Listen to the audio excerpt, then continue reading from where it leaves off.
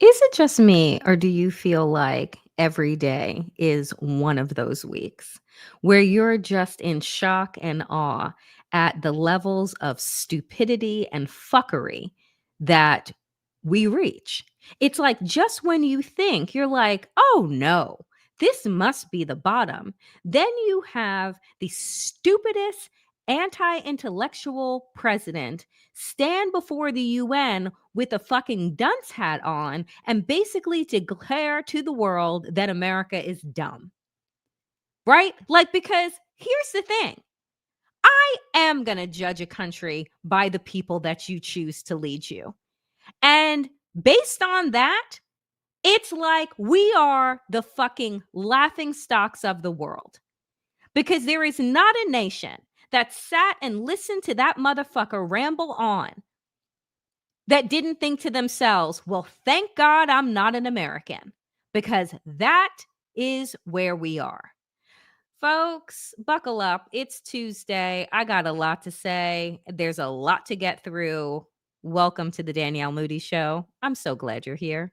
Let's get into it.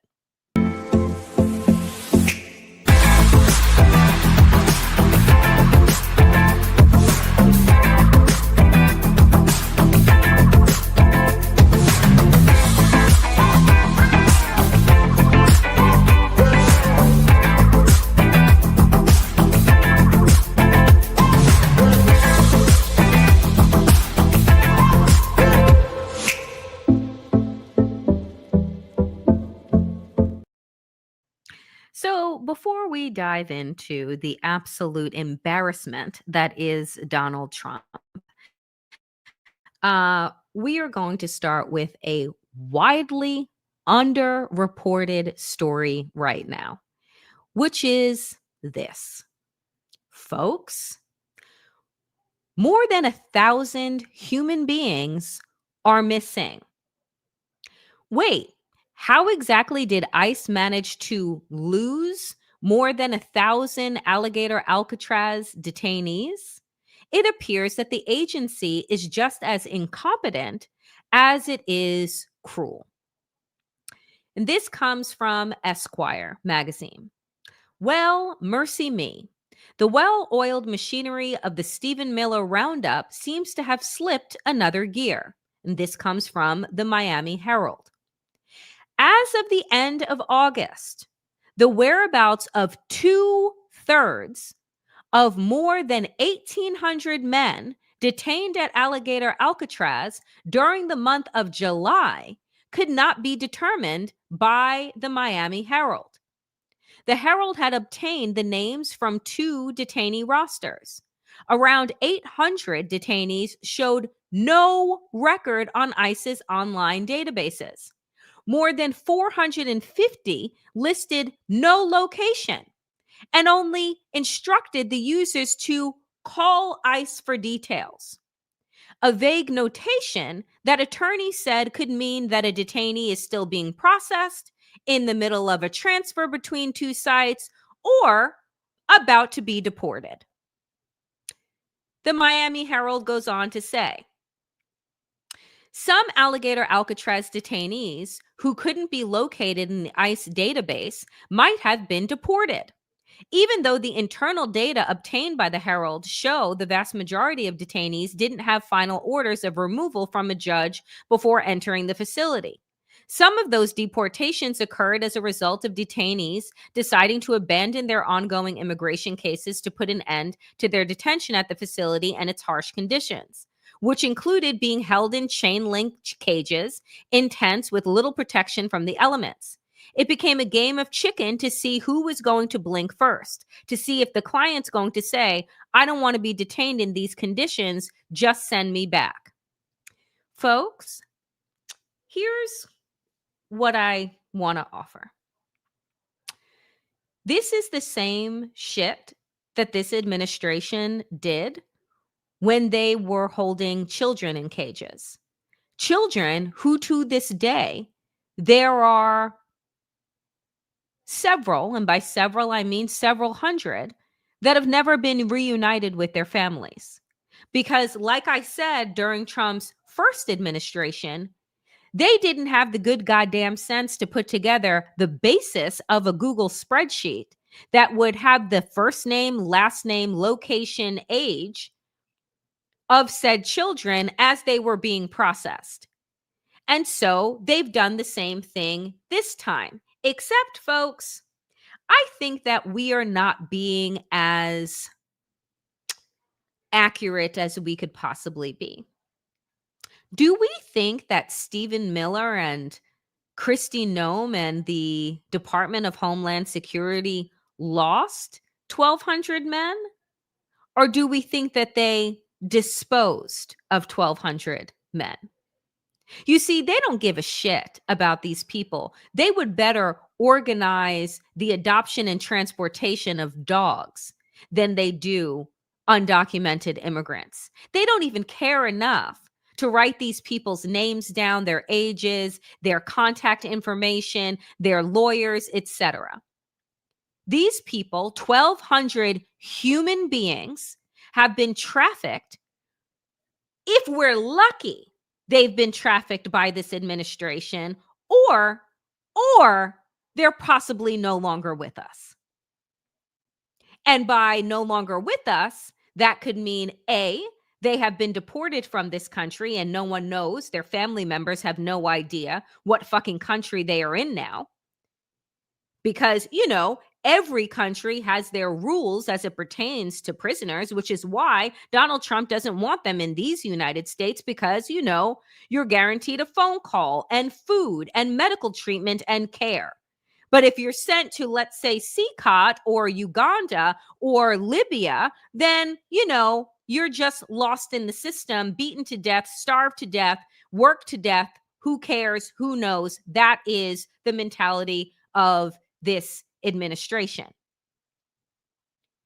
Do you know what sickened me as I was pulling together this story today? Is that none of the major news outlets had covered it. Not CNN, not ABC, not MSNBC, not CBS, not any of them. The only reports that I could find was from the Miami Herald, Esquire, The Guardian, right? And then other smaller known international newspapers. So somebody explain to me, while there are no fucking reporters, White House reporters, that are saying to Donald Trump, hey, question here, just curious, what the fuck happened to 1,200 men that were at your Alligator Auschwitz, which is what I refer to it as, since a judge ordered it to be shut down and those people removed and placed in other detention centers, what happened to them? Where are them? What is the tracking system that you all are using as you are moving people around this country and then deporting them around the world? Anyone? Bueller? Like, these are the fucking questions that I'm just like, can we get a real robust media group to ask these questions to Donald Trump? Can we get anyone that has a profound media placement in prime time to begin to dig into this? Or are you afraid that you're going to get the Kimmel treatment? Which, by the way, Jimmy Kimmel is back tonight, but he's being boycotted by local news outlets, by the networks, the Sinclair and Nexstar, that are not going to be showing his show. This is an entire media blackout around the cruelty and the depravity that is happening at the hands of this administration. If 1,200 men can go missing and no one in media gives a shit because they are brown or because of their status, don't for a moment think that you can't go missing too. Because again, this administration is all about the Jurassic Park of the thing.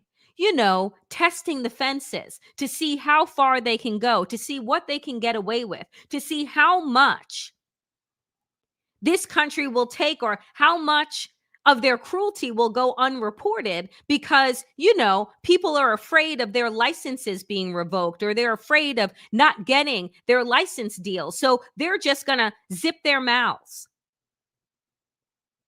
1,200 human beings are missing. These are fathers and uncles. These are workers and friends. These are people who matter.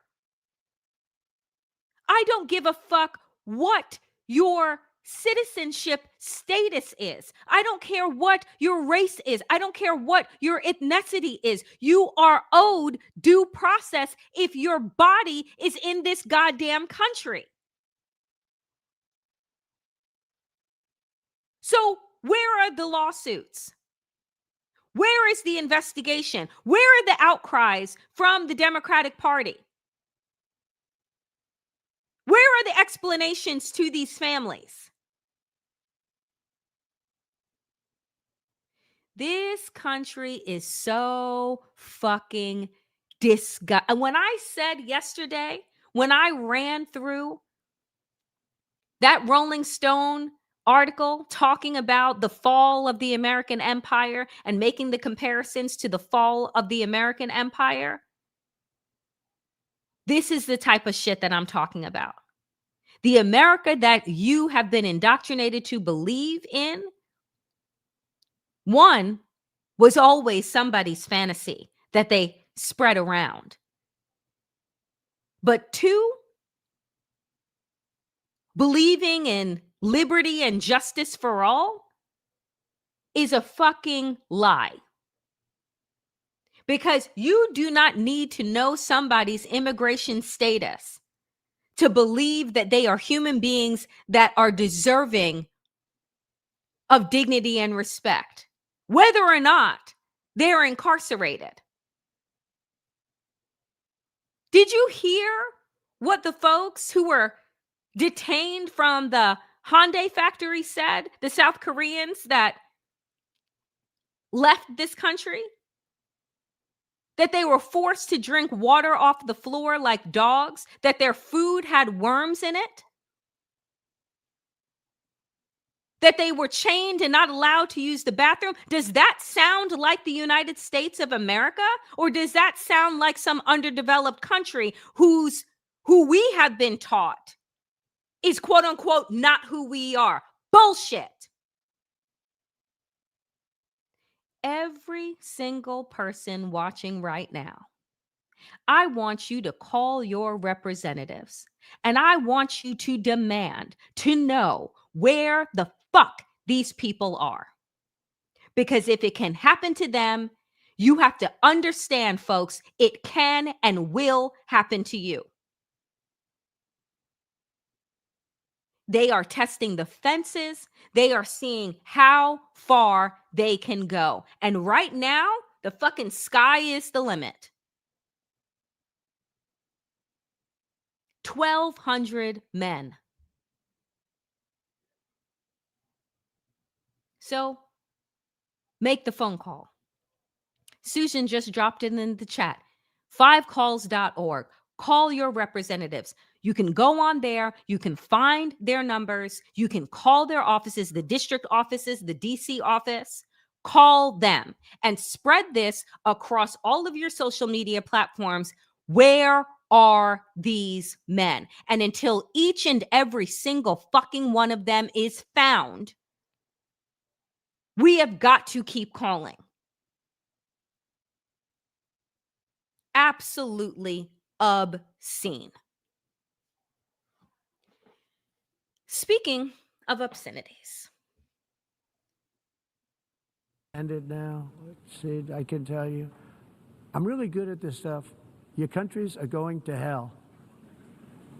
In America, we've taken bold action to swiftly shut down uncontrolled migration. That's just a snippet of that mumble-mouthed motherfucker addressing leaders around the world today at the UN Assembly. It was embarrassing. It was traumatizing.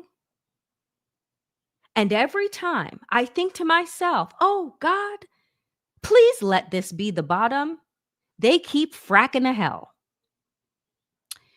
Trump's middle finger to the UN. Your countries are going to hell. This is from Axios. Trump had a harsh message for fellow world leaders at the UN General Assembly today. Your countries are going to hell. In Trump's depiction, the US is in a golden age. I'm sorry. Anyone experiencing the golden age of America right now with the $25 fucking olive oil, with gas prices high, with eggs high, with Donald Trump, which I'll get to in a minute, telling us that, women taking Tylenol is what's causing autism, with all of our scientists fleeing and students fleeing. The dollar has lost 11% of its value since Donald Trump took office. So when you're saying golden, are we like, is like golden as in golden shower? Let me breathe. Trump said he's demonstrated how to end wars. He's demonstrated how to end healthy economies. He's demonstrated how to tweet us into wars. He's built the hottest economy, meaning hot like no one can touch it or should touch it, like hot like an atomic bomb. And shut down immigration. Yes, because you have now lost or potentially, killed 1,200 men.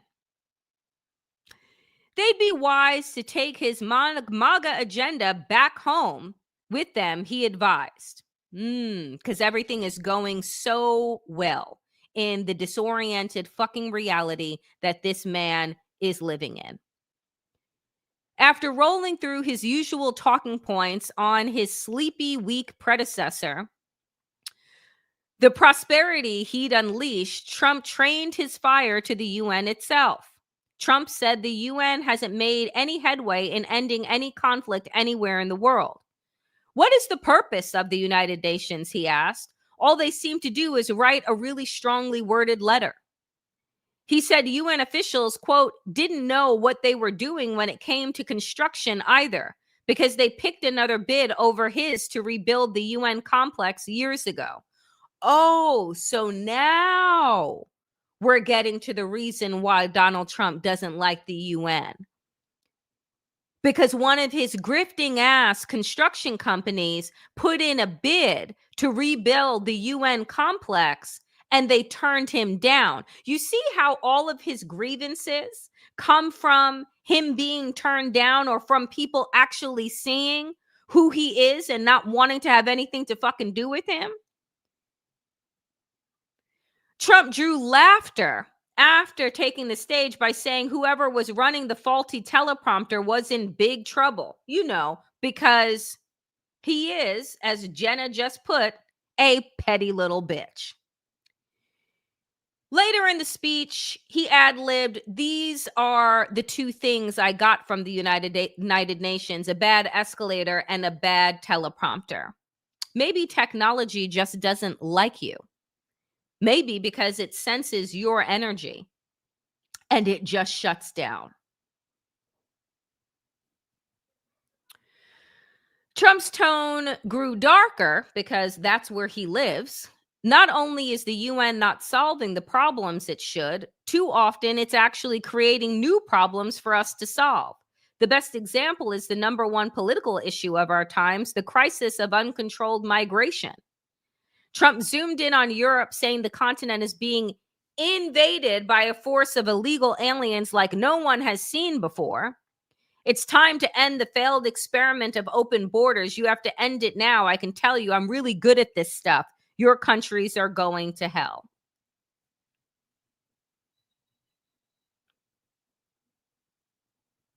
I don't even know. I thought to myself today, how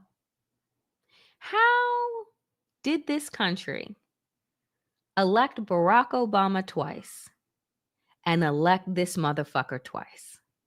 I realize that America truly ain't shit. You understand? For anyone to listen to Donald Trump today and think to themselves, yeah, that's my guy, and not be mortified, I just don't understand it.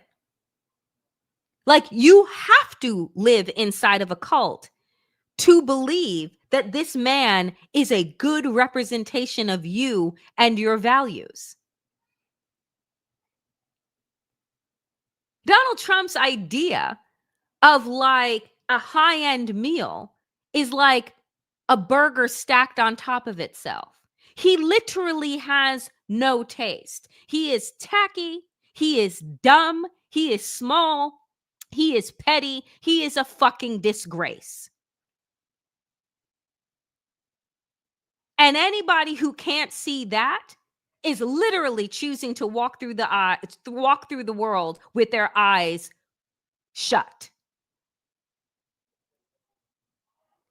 There is nothing good that is happening in America right now. And you know what, folks? You tell me, in the last 8 months that Donald Trump has been president, right? Give me one good thing that has happened in America. One good thing. Because I don't want to be a person that is just like, oh, everything that he's doing, because I rack my brain.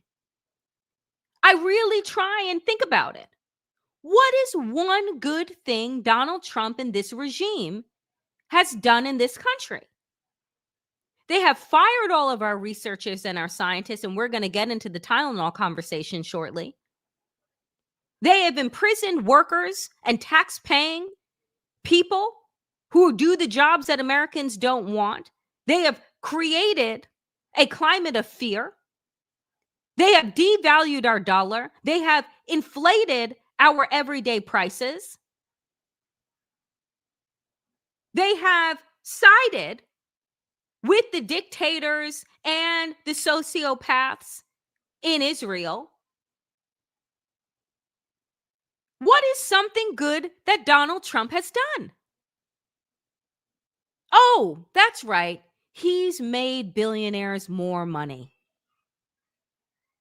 That's what he's done. He's made the disgustingly greedy, insatiable rich more money. That's the only thing that Donald Trump has done. And in their eyes, that's good enough. Obscene. So we turn to this story. This story that I'm certain is going to get people killed. I'm just certain of it. World health officials reject Trump's claim that Tylenol is linked to autism. By the way, anyone that actually can't pronounce acetaminophen probably shouldn't be offering it advice. Right? Like, Donald Trump is not a medical professional. Donald Trump is the man that during COVID told people not to wear the mask over their nose and mouth that could save their lives and the lives of people around them. No, he told them to inject bleach. Then he also told them on top of that to take horse tranquilizers.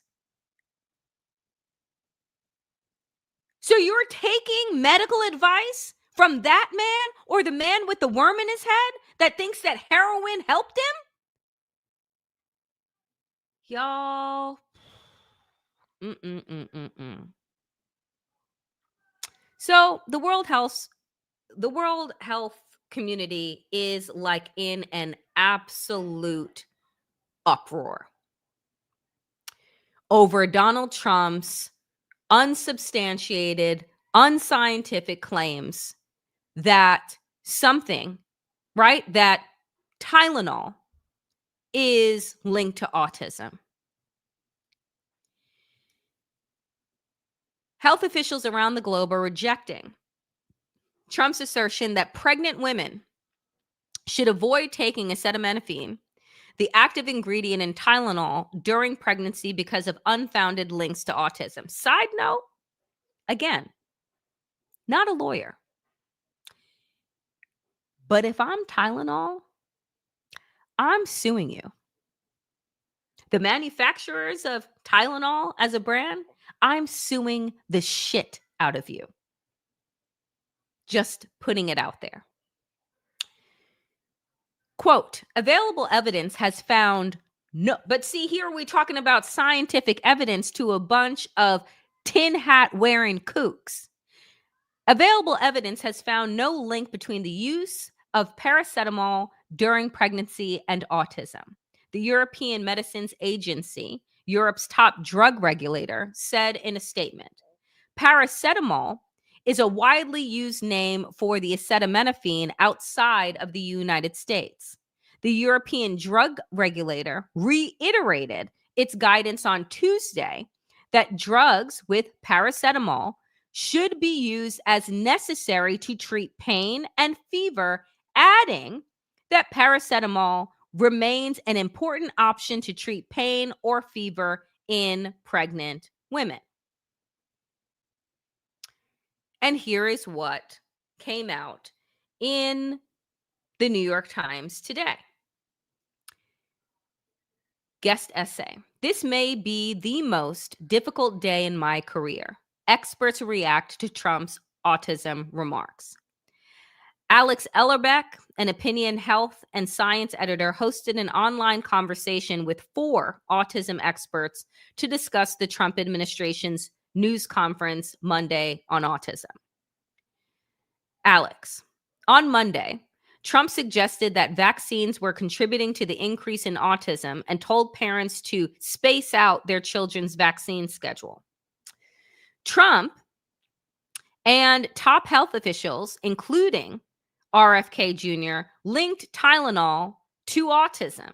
Trump said pregnant women should only take it. Folks, oh my God. The way that I want to fucking scream, but I don't want to hurt any of your ears right now. This piece of shit told pregnant women, women who carry children, create human beings, 9 months, who are working out, doing all of the things while being expected to, look pretty, seem calm, all is well, don't shit, don't talk, don't cough, don't talk, don't say anything, and just pop out babies. This motherfucker with his tiny hands and his thin fucking orange skin told women to tough it out. Tough it out? You don't know the first fucking thing about pregnancy or birthing. And you have and I swear to God, these fucking Republican women who sit by and clap like mindless fucking seals next to this man who tell them that they must tough it out because, pregnancy is for the fucking weak.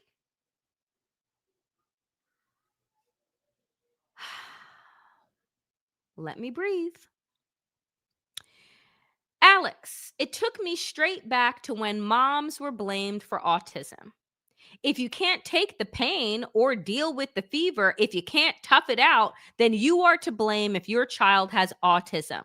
That was shocking, simply shocking. Helen, I was expecting some of what was presented, but I have to say, I was shocked and appalled to hear the extreme statements without evidence in support of what any of the presenters said. In some respects, this was the most unhinged discussion of autism I have ever listened to. It was clear that none of the presenters knew much about autism, other than the mother's lived experience and nothing about the existing science. This may be the most difficult day in my career. I gotta tell you, folks, do not, for the safety of yourself, for your family, for your friends, for your community, take any goddamn medical advice from anyone inside of this administration. If Donald Trump has appointed them, just assume that they are fucking dumb because they prove so every single day. You want to talk about the didn't earn it fucking crowd? You want to talk about folks like, show me your medical degree. Show me what you studied. Show me what gives you the authority on any goddamn thing. You're with the tin hats they wear, they're not even the authority on aluminum. I am so goddamn outdone, but you know that there will be people, there will be those pregnant women in the fucking middle of America, you know, the real America, that are just like, well, if the president says to do it, then I must have to do it. Yeah. And if he tells you to go jump off a cliff, by all means, start flapping your fucking arms. When I tell you that we are in hell, like I know that today was supposed to be the rapture and all, but my God, I saw a tweet the other day that said, maybe we all died in COVID and this is actually hell. I don't know. Prove them wrong. Because I can't think of a worse goddamn place to be than America right now. And all I keep thinking about, oh yes, Angie, today they said that the rapture was supposed to come. You know, the tin hat fucking white evangelical Christians. Nonetheless, if I'm sitting at the UN today, I'm a doctor today, I am just so grateful if I live someplace else. I don't think there has ever been a point in my life, to be honest, where I have literally been more embarrassed and disgraced by a president, and I lived through the Bush years. Remember when we thought that that was dumb? And then it was like MAGA was like, hold my beer. We can do you one better. And you see, all of this, I just want to say this because I'm here to tell the truth and I don't care how uncomfortable it is.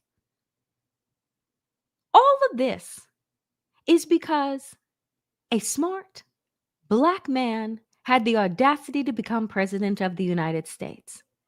And white nationalism could not let that ride. They needed to say, we're going to deliver you our worst, our most ignorant, our most misogynist, and we'll show you how powerful whiteness is. And they're right. Racism is a hell of a fucking drug. And half the country is riding high on it.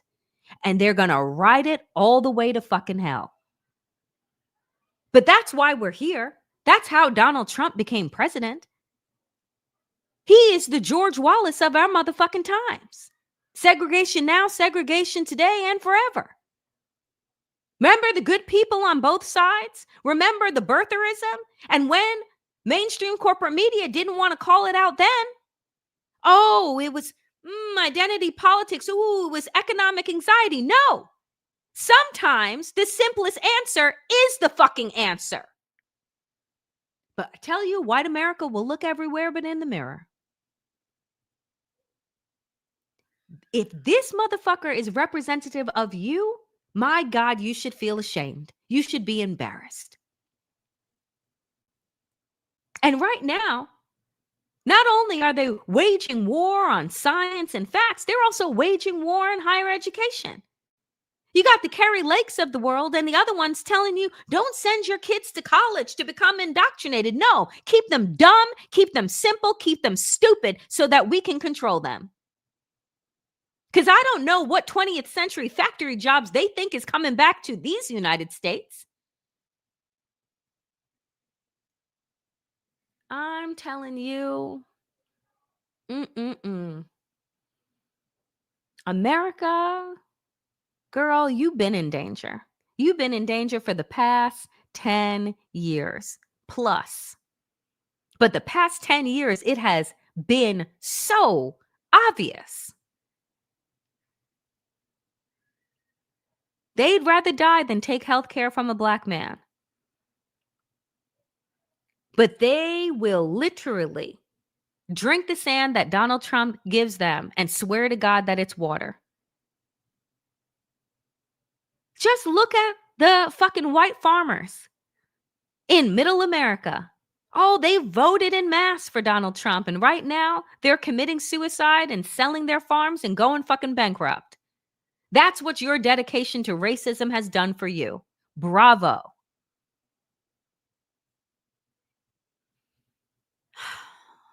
Let us take a breath. Moving on.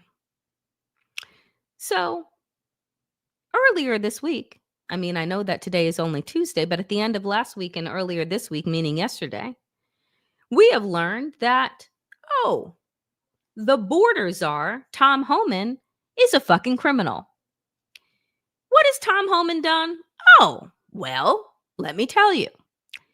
So, House and Senate Democrats have found their way to doing what they do really well, which is just open up investigations that go absolutely nowhere. Who does that sound like? Maybe Merrick Garland, just saying.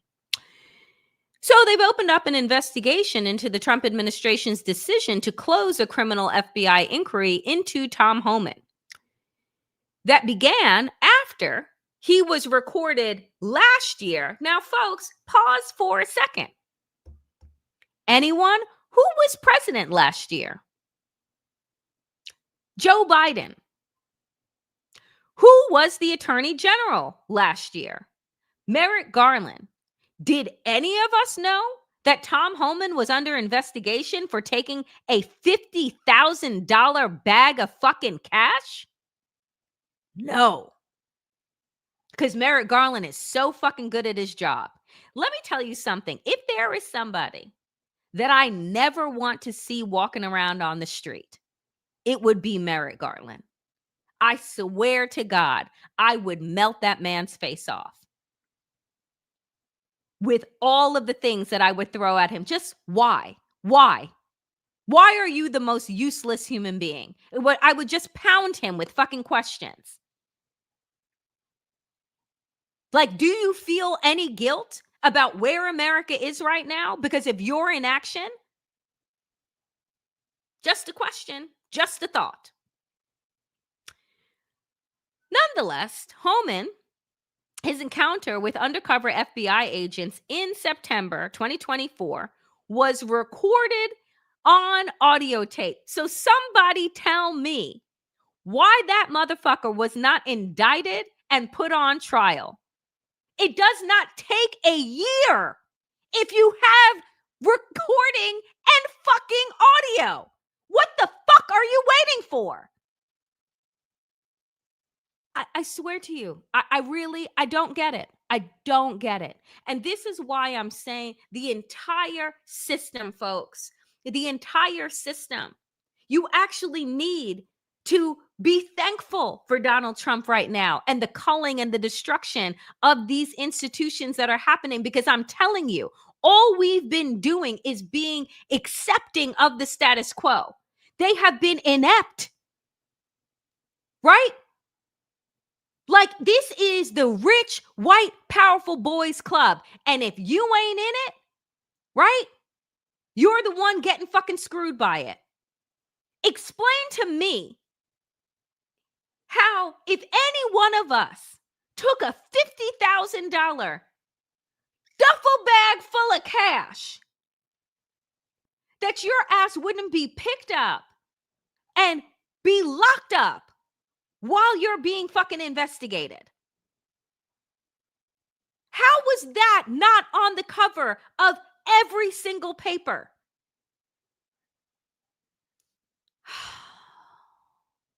We are not just here. We are not just here because of Republicans. I just got to say that over and over again. We are not just here at the shitstorm of America because of Republicans alone. We are here because of Democrats. We are here because Merrick Garland wanted to preserve the integrity of institutions instead of doing his fucking jobs. Like, you have to understand, yesterday when we were talking about the fall of Rome, and they were saying it's not as if like Rome just ceased to exist, right? No, they continue to have elections. They continue to go on with the pageantry of a republic. But there was no actual republic that existed anymore. This is what Merrick Garland represents, the pageantry of holding up hollowed out institutions just to make it seem as if, oh, America hadn't fallen during Donald Trump's first administration. Oh, the institutions held. The institutions held the way that a tree would hold that's been eaten out by termites when you fucking stand on it.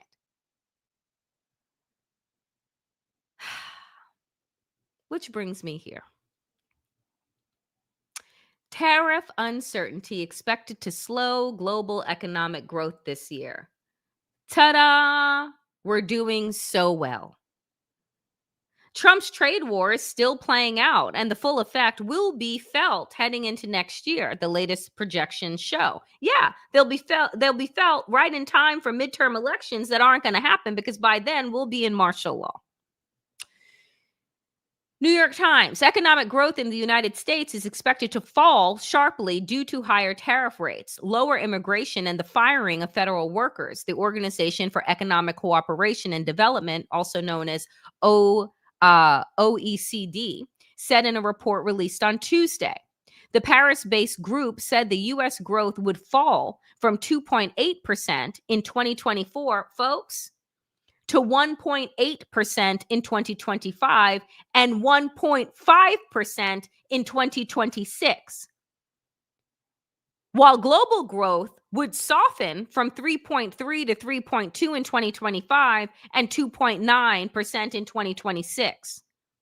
The group said that the growth proved more resilient than expected in the first half of 2025, but here is the reason. This is the reason why they're surprised that we haven't just spiraled out of control. It's because in the US, as well as in other markets, buoyed in part by front loading that companies did to get ahead of the tariffs. So when Donald Trump, because he can't, say anything without speaking it all out loud into the public, he can't have inside thoughts rattling around in that empty head. As he was going back and forth on Truth Social announcing who he was going to be hitting with 150% tariffs and 200% tariffs, et cetera, before these companies were actually hit with real legislation, real hardcore policy that would dictate the terms of their tariff agreements, they began to front load their products. So right now, as a way to slow the hit that the markets are going to take, you're still buying shit that they've front loaded. But that shit is about to run out. Those things are about to run out. And then the consumers, by this time next year, Lord, the prices. Let me tell you, there's a time my family went on vacation. We went to Turks and Caicos. And with Turks and Caicos, beautiful country, right? White sugar sand beaches, softest beaches. And you could literally swim out like a mile from shore and the water is just still up to your waist and it's crystal blue. That is the extent of what is good in Turks and Caicos. Why? Because they don't grow anything. So every bit of food that they have, everything is imported. So we went because we had like a condo for the week. we went to the grocery store to go stock up on things that, we wanted to eat, just have in the house. The fucking Diet Cokes, like a pack of Diet Coke, 12-pack of Diet Coke was like $30. Sliced turkey meat was like $8 a pound. Like and again, we're coming in with US dollars. This is like 15 years ago. We're coming in with US dollars, but I'm saying to myself, my God, how the fuck do people live here? Like, what seriously, if you're working just in hospitality, like, how are you even affording to buy any of these things? Like, essentially, what we would consider our day-to-day items were essentially luxury priced items in the grocery store. Because essentially, Turks and Caicos is like basically on coral. So they can't really grow that much. And then, of course, like they overfish and all of these things. And so there's not like a variety in the way of fishing and seafood in the way that there are in other Caribbean islands. And that was like an eye opener for me as a young person in saying, like, I don't understand, like, why are their gas prices so high? Like, why is everything so much more expensive than it is in the United States? Not only was it about their tariffs and the deals that they had with other countries in terms of trade, but it had everything to do with what they could actually produce on their own account. So I say that to say, in a year from now, because America has outsourced basically every goddamn thing, the things that we've taken for granted because of our trade relationships and negotiations that we've never had to pay attention to. Now, when you go to the grocery store, by the end of the year, 6 months, and a year from now, folks, you're going to be shell-shocked, which means that then we're going to have to start making decisions about things that we actually, quote unquote, need, as opposed to the things that we just, like to have in the house. And that is going to further destabilize our economy. This is the chain reaction that is happening. And again, we didn't have to be here, but that is where we are. So, US tariffs, which reached an effective rate of nearly 20% at the end of August, the highest since the mid 1930s. And just a reminder, what was happening in the 1930s? This little thing called a depression. Are now having a visible effect on consumers, labor markets, and prices. That is according to the Organization for Economic Cooperation and Development. There you go. So, as I wrap up today, before we get to Town Hall Tuesday, other things that are going unnoticed. U.S. Justice Department removes study finding far-right extremists commit far more violence. Talked about this. Findings from the report that has been taken down from the DOJ website because they are of the class that if I cover my eyes, then nobody can see me, right? If they would have left that up in plain sight, no one would be the wiser, but it actually made news because they took it down. Far-right extremists have committed far more ideologically motivated homicides than far-left or radical Islamic extremists since 1990, including 227 events that took more than 520 lives. In this same period, far-left extremists committed 42 ideologically motivated attacks that took 78 lives. An average of 7 people with military backgrounds per year committed extremist crimes between 1990 and 2010. That rate has risen to an average of 29 people per year over the last decade. But by all means, let's put our focus on trans people, shall we? that are 1% of the population. So as we move through, what are the things that are happening? What else is left? Well, right now, Kamala Harris is on her book tour for 107 days. And she has made some pit stops over at Rachel Maddow on MSNBC. She's made an appearance on The View, and you'll hear more and more as her book is now out. And she is talking about it. And here is a clip from her on The View talking about election night and the fact that she hadn't grieved in that way since her mother died.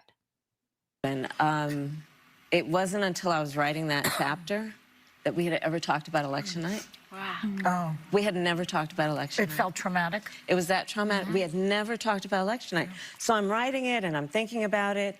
And, you know, and there were a number of people who I could kind of like, what was your, you know, like the different perspectives of a moment. And that's when Doug told me that he had been out campaigning with my brother-in-law in Pennsylvania, and we met back up in D.C. And I remember him being a little out of sorts, but there was so much happening. But on his way back from a rally where there was an incredible amount of enthusiasm, people on the ground were like, we got it, we're going to do this. And then they talked with a mutual friend of ours who was over at Fox News in the war room, who had been hearing about data that suggested things were not looking great in Pennsylvania. And the way I write about it, I mean, my poor husband, so he didn't want to put that on me. He went upstairs and he basically went in the shower and prayed that it was not going to be a bad night. And it was, you know, my family was there, everybody was there. I've always on election night done family and friends and dinner. But that night, I grieved in a way that I have not since my mother died. Wow. And it was, the pain was, it was not at all about losing a race. I knew what it was going to mean for the country. I was going to say for the family. And that's how I felt, for the country. We all agreed. I knew what it was going to mean. Yeah. But I knew. Yeah. And all I could say over and over again is, my God, my God, my God. Oh. It was very difficult. I mean, I know many people experienced it in different ways. So here's what I will say.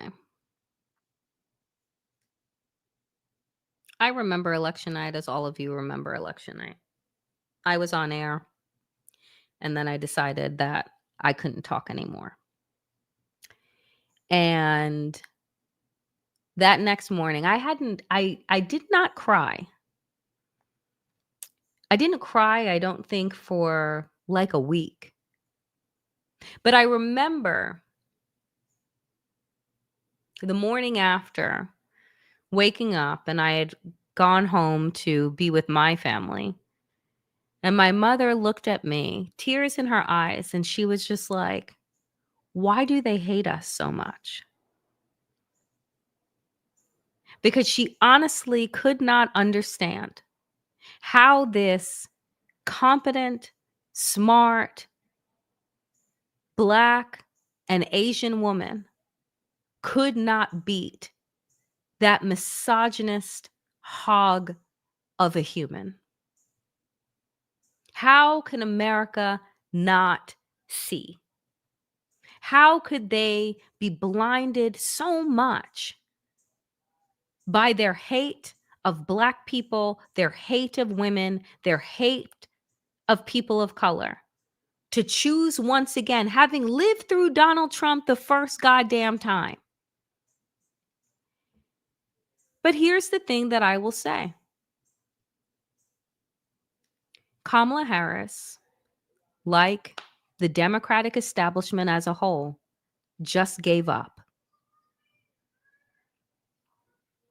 I don't trust this last election at all. I don't trust that there weren't breaches. I don't trust that Donald Trump was the first president in the history of this country to win every single battleground state. Really? I don't trust anything that those people had ever had their hands on because they had years to get all the right pieces in place. So why not call for a recount? Oh, again, what I said earlier about Merrick Garland, because you want to preserve the sanctity of the institutions. Much like parents don't tell children until a certain age that they discover for themselves that Santa Claus doesn't exist. We want to preserve the fantasy. We don't want them to grow up too fast. And that is how American politicians and our government has treated American citizens, as a bunch of naive children who can't accept that our institutions are not run by infallible people, that people make mistakes, people cheat, people lie. And just because you've sworn an oath doesn't mean that you can be persuaded to move against what were once your values. So if I were Kamala Harris, I would have called for a fucking recall. Fuck your future of 2028. We were dealing in that moment with an existential goddamn crisis.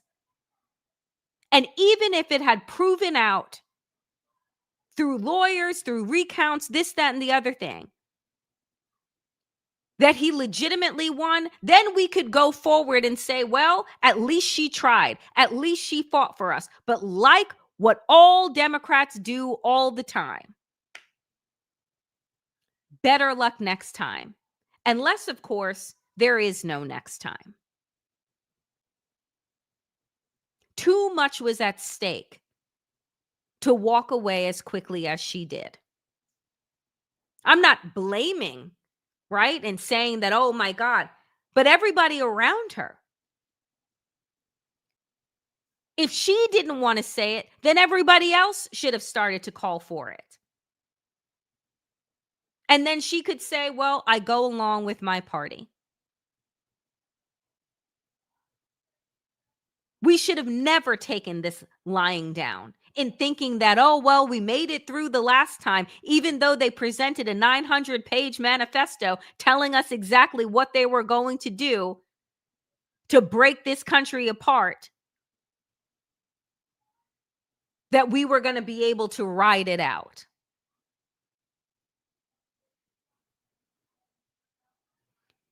And then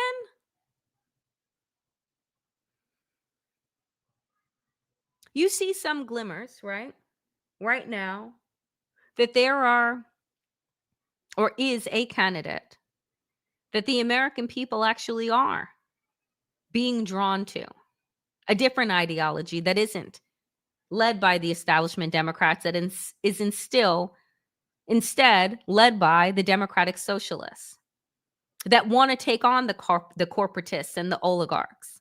And the Democratic Party, this establishment, is shaking in its boots. I said, my God, it's too bad Donald Trump didn't end up being a transgender, undocumented fucking Democratic Socialist, because maybe then the Democratic establishment would fight him with some type of passion that they do their own. So when asked on Maddow about Zoran Mamdani, you take a listen to what she said, and you tell me what you make of it. Because for me, this wasn't it. A talent spotter in the Democratic Party. Yeah. What do you think of him and his candidacy? And what do you think of mainline Democratic shyness and agitation about the prospect that he's going to win? Look, as far as I'm concerned, he's the Democratic nominee and he should be supported. Do you endorse his candidacy? I support the Democrat in the race, sure. But let me just say this. he's not the only star. I know that, he's in New York, and I know New Yorkers think they're the center of the world, and here we are in New York having this interview. It is the biggest city in the country. And I love New York, as the saying goes. I really do. But, I mean, there are people like Barbara Drummond in Mobile, Alabama, Helena Moreno in New Orleans. They're all running for mayor, too, and they are stars. So I hope that we don't so over-index on New York City that we lose sight of the stars throughout our country who are right now running for mayor and many other offices, governor, and so on. So that's where I am.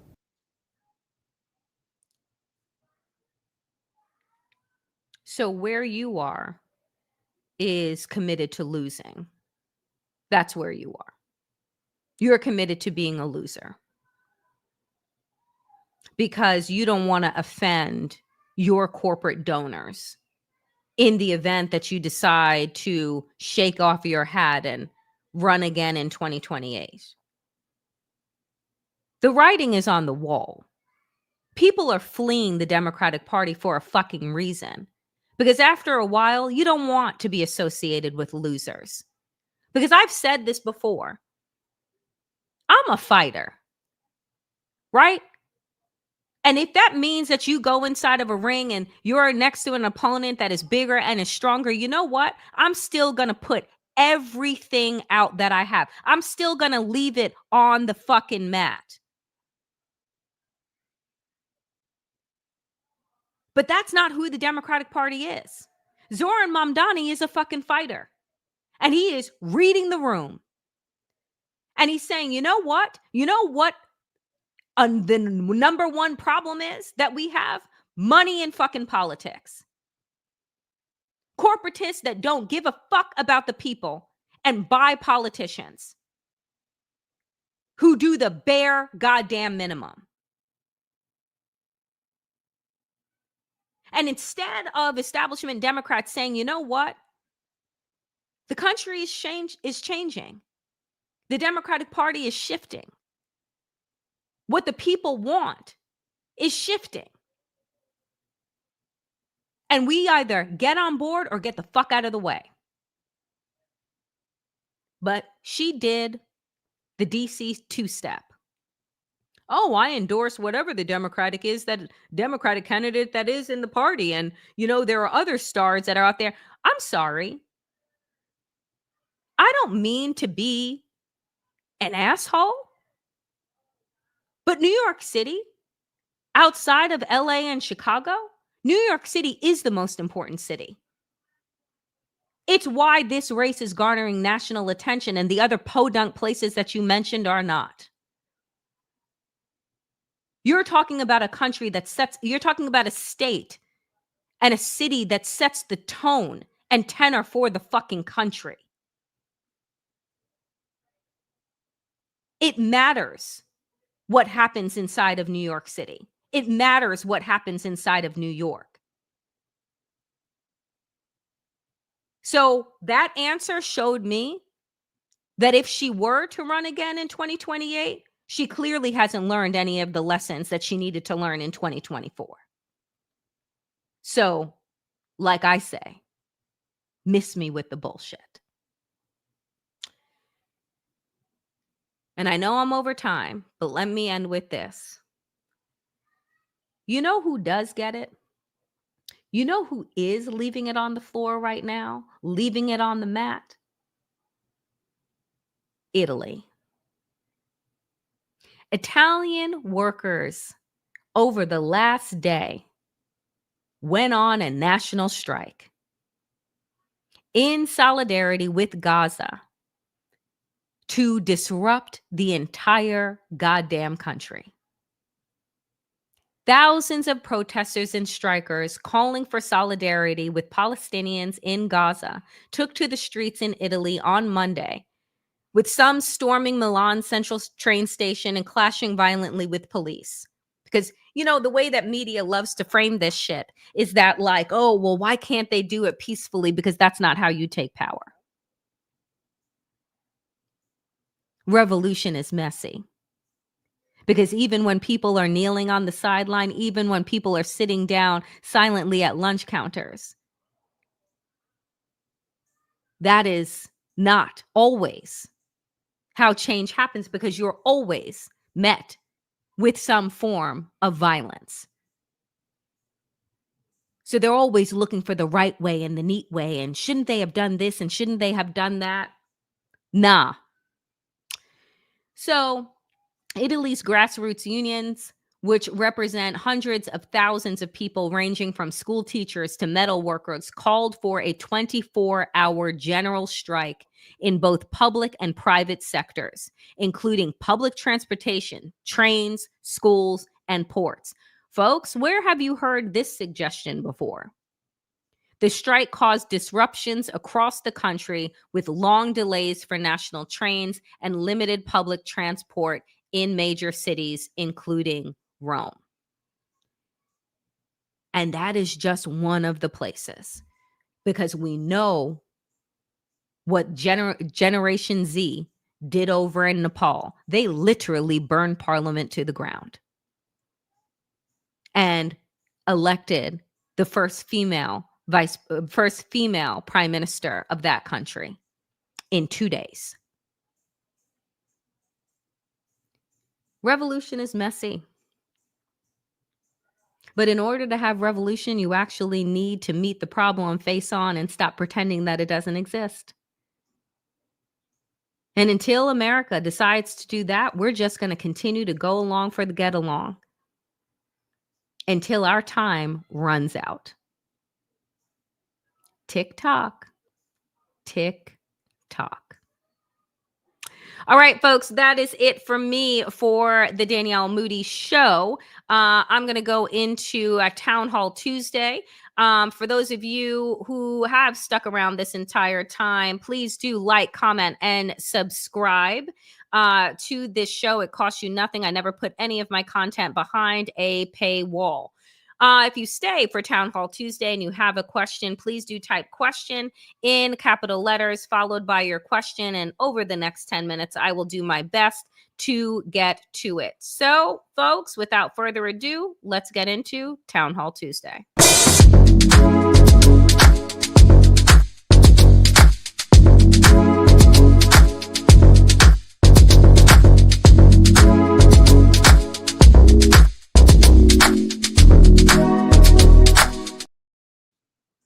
So we start off with Norma. Thank you so much for your question.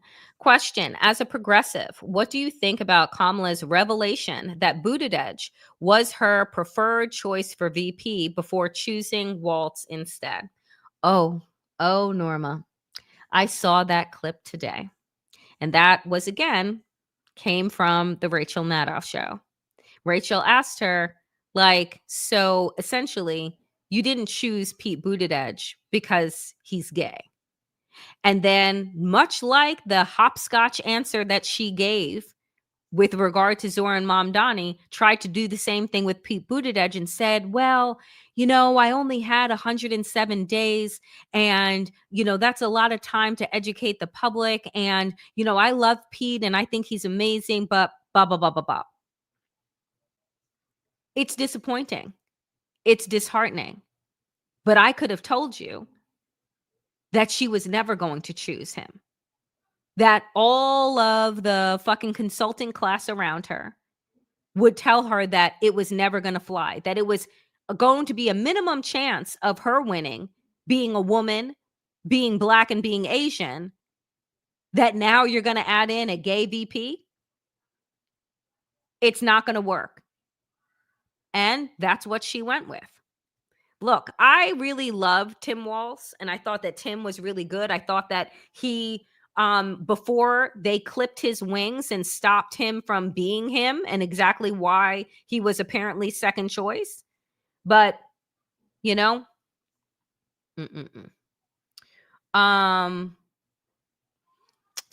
question. After the election, your call to action to fortify was so comforting. I had a fortify brace. Oh, maid. What are you doing these days to fortify? That's really great, Polly. Thank you so much for that question. And I love the fact that you made that bracelet as a reminder for yourself. What am I doing to fortify these days? I went back to working out. Everyone knows I meditate on a regular basis. I connect with nature. I am with my friends and family often. I do everything to try and keep 10 toes, down. But there are times, and I talk about this on the check-in with Jared Yates Sexton, which will be tomorrow at noon on Substack. So do join me there. Where I waver, where it's hard, where all of the fortifying, all of the good thinking, on days I'm just like, Jesus Christ, like, I don't know how much more of this I can personally take. I don't know how much more of this the country can take. And then I think about my ancestors. I think about all that is at our fingertips, that our ancestors who fought, right, for freedom, for women's rights, for LGBTQ liberation, for Black liberation, what they sacrificed with less than what we have today and kept pushing forward. And I can't possibly let them down. So that is how I fortify myself. I think about those who came before and all that they sacrificed. Great question. Thank you. Electron. So good. Question, are you going to get YouTube memberships? I hope so. Yes, I am. And I'm going to launch them next month. So stay tuned. I've just been trying to figure out the best way to roll them out, but absolutely they will be coming next month. So thank you so much for that. Another one. Let me tell you something. WNBA, thank you for questions, sometimes that are not political. Question, how do you feel about the WNBA coaches, Noelle Quinn, only Black woman head coach, and Sandy Brondello getting fired today? I am disgusted. Noelle Quinn was the only Black woman WNBA coach in a league that is majority Black. And now she is gone. She's been with the Storm, I think, Electron, am I right, for 4 or 5 years. And I think the reasoning behind her firing is about the fact that they have been eliminated in the first round for the past couple of years. The decision to get rid of Sandy Brondello, who brought the Liberty, resurrected them from the dead, and brought them to the championships in 2024 after this past year, which they were dealt a really hard and difficult deck of injuries and people being out and overseas, et cetera, et cetera. I think it was a disaster of a decision, and I think it's going to have ripple effects across the team. I think that they're going to dismantle the Liberty, lots of new faces, and we also know that the CBA is up. People's contracts are up. We have 2 new expansion teams that are coming in, so it's going to be a wild card season.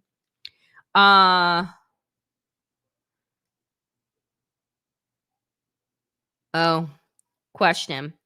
Danielle, do you think that Trump will die in office, be removed via impeachment, 25th Amendment, or last all 4 years? What I will say is I don't think that Donald Trump lasts all 4 years. I don't. I think that he is unwell, and I don't think that he lasts all 4 years. But you know what? Evil doesn't ever seem to go anywhere. I mean, Henry Kissinger died at 100, so we'll see. No, I haven't. Gus, Danielle, have you seen the 1980s civil rights documentary series Eyes on the Prize? If yes, what do you think of it? No, I have not seen that. Can you tell me where the documentary is playing? Is it streaming someplace? I would like to see that. No, I haven't. French cookie. So, question, did you see Grindr app crashed in Arizona on Sunday during the CK rally?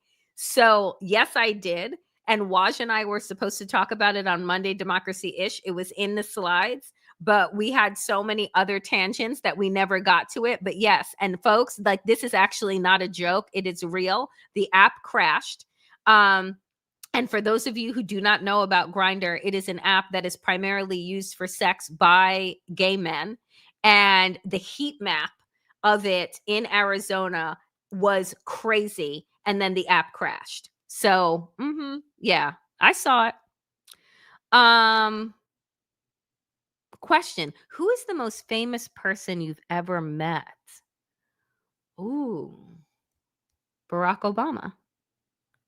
Barack and Michelle Obama. I've had the pleasure of shaking their hands and meeting them multiple times during their time in office. So I would say them.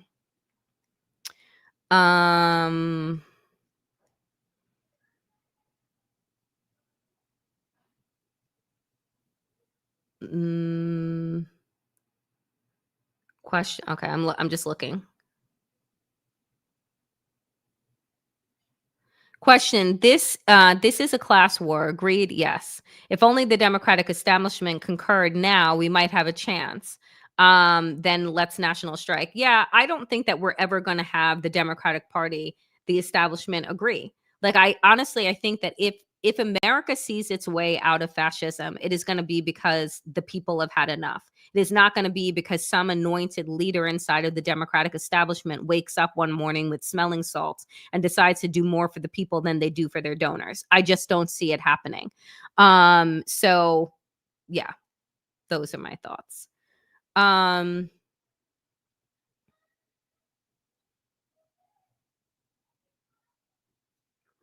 Did you watch the Arabic countries' response at the UN to the genocide in Gaza? Didn't they walk out? Didn't everybody walk out when Netanyahu was speaking? Am I wrong? Did he address it, or was it because there are always these clips and videos that go around, so I never know when he was speaking and folks walked out, if that was recent, if that was this past visit or not. But I think that they walked out. But you tell me. Last question.